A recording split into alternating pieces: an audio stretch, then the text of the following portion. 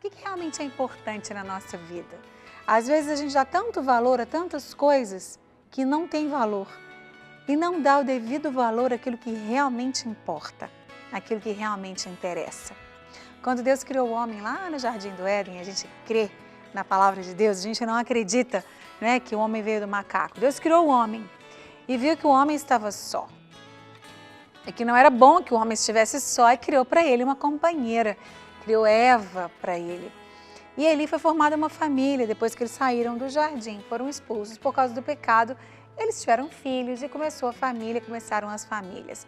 E Deus é um Deus de relacionamento. Quando você lê ali o livro de Gênesis, os 2, 3 primeiros capítulos que falam da criação de tudo, né, do universo, do homem, da mulher, também o pecado do homem e da mulher, a expulsão deles do jardim, você vê também que Deus ele vinha na viração do dia conversar com Adão, todos os dias.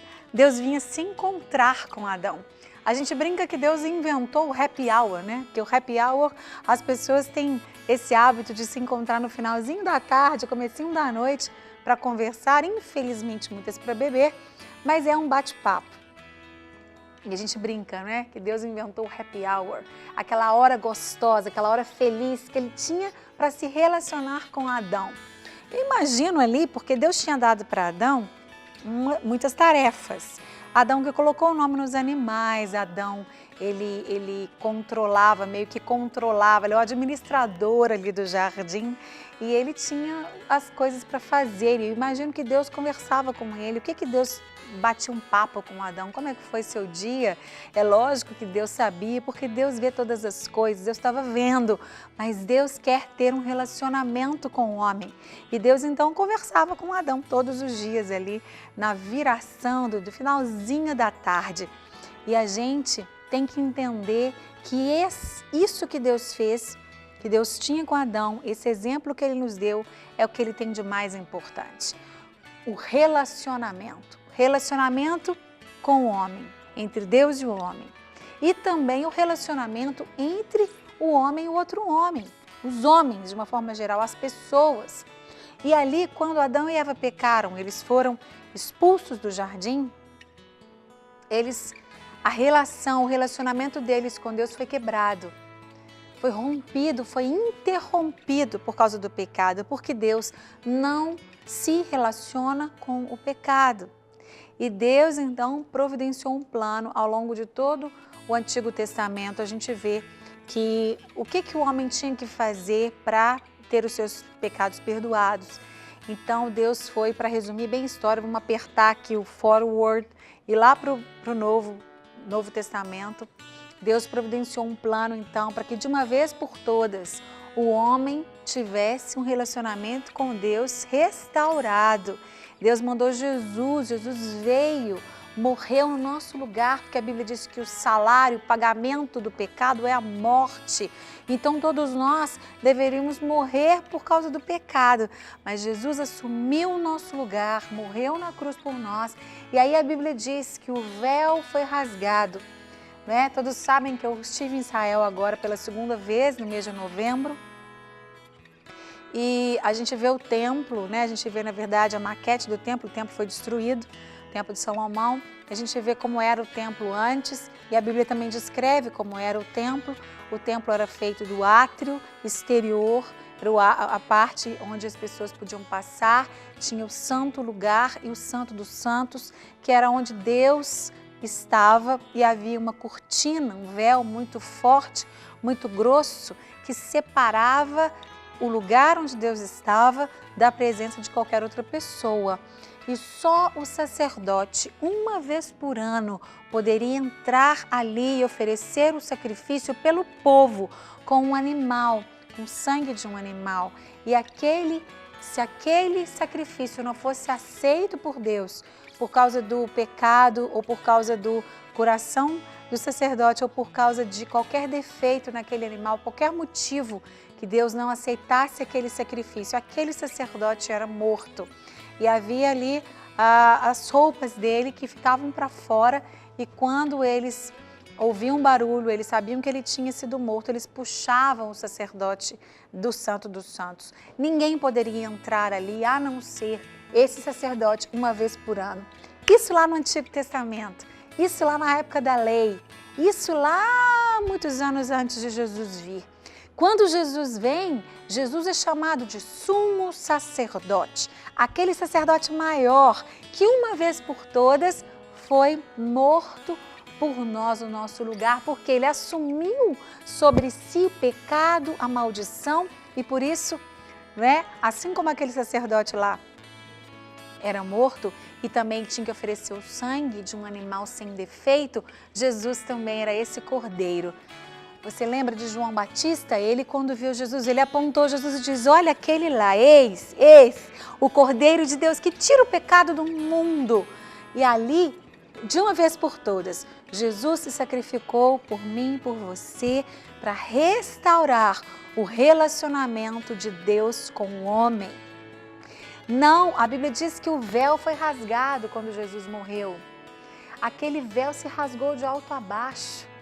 E ali houve livre acesso ao trono de Deus. Deus não mais está lá naquele lugar. Infelizmente, o judeu ortodoxo, o judeu que não crê que Jesus é o Messias, que não recebeu Jesus, ele acha ainda que Deus está ali. E muitos deles vão até o Muro das Lamentações, onde eles creem, o Santo dos Santos ficava atrás. Eles vão até ali, fazem suas orações e voltam de costas, porque eles acham que eles não podem dar as costas para Deus que está ali. Mas ali no Novo Testamento, na Nova Aliança, a gente vê Jesus falando: olha, eu vou para meu Pai, mas eu deixo um Consolador, que é o Espírito Santo, que vai habitar em você. E a Bíblia diz que o Pai, Filho e Espírito Santo são um. E a Bíblia diz ali, o apóstolo Paulo diz: vocês não sabem que vocês são o templo onde Deus habita? Deus não habita em templos feitos por mãos de homens, mas Ele habita em nós. Quando nós recebemos Jesus, nós passamos a ser o templo, ou seja, nós passamos a ter um relacionamento constante, íntimo, verdadeiro, natural, sem barreiras com Deus. A única coisa que nos separa de Deus, a única barreira que pode existir entre mim e Deus, entre você e Deus, é o pecado. Por isso, o sangue de Jesus foi derramado e ele está disponível para mim e para você. Quando nós pecamos, a Bíblia diz, 1 João 1:7, se nós confessarmos o nosso pecado, Deus é fiel e justo para nos perdoar o pecado e nos purificar de toda injustiça. Quando nós erramos, nós precisamos confessar o nosso pecado e pedir para que Jesus nos perdoe, nos perdoe para que nós tenhamos de novo um relacionamento livre com Deus. O que há de mais importante no mundo não são as coisas, não são os valores que o mundo dá de dinheiro, de fama, de beleza, de bens, de status, de profissões mais elevadas ou não. O que mais temos de importante é o relacionamento com Deus em primeiro lugar e entre nós, os homens. Por isso Jesus morreu numa cruz. Aqui, aquela madeira vertical nos liga a Deus através de Jesus e nos liga uns aos outros. Aquela madeira horizontal representa que nós somos ligados uns aos outros através de Jesus. É isso que Ele quer, que tenhamos um relacionamento maravilhoso com Ele através de Jesus e tenhamos um relacionamento maravilhoso uns com os outros também através de Jesus, que nos ensina também a perdoar, a reconhecer o nosso erro, a valorizar as pessoas, independente de quem elas sejam, que nome elas têm, que profissão elas ocupam, e a cuidar bem e valorizar principalmente, mais ainda, a nossa família, os nossos filhos, o nosso marido, a nossa esposa, porque tem muitas pessoas que valorizam mais aqueles que estão de fora, pessoas que você nem conhece direito, mantém uma aparência, mantém uma cordialidade, mantém um carinho, mantém muitas coisas, e dentro de casa é só pancada, trata mal, com grosseria, as pessoas de casa não são tão valorizadas. Querido, mude isso não agrada a Deus. Primeira célula, a primeira sociedade que Deus criou foi a família. Por isso, valorize a sua família, dê valor à sua esposa, ao seu marido, trate-os como se ele fosse aquele visitante que chega na sua casa, que você oferece o melhor, que você trata com muita educação e carinho e gentileza. É claro que a intimidade faz com que a gente fique mais livre, fique mais à vontade, às vezes a gente fale realmente coisas mais duras, às vezes é necessário falar assim, mas sempre com amor, sempre com educação, com respeito, com carinho. Lembrando que Deus se importa com os relacionamentos. E Ele quer ter um relacionamento com você. Tenha certeza disso, tá bom?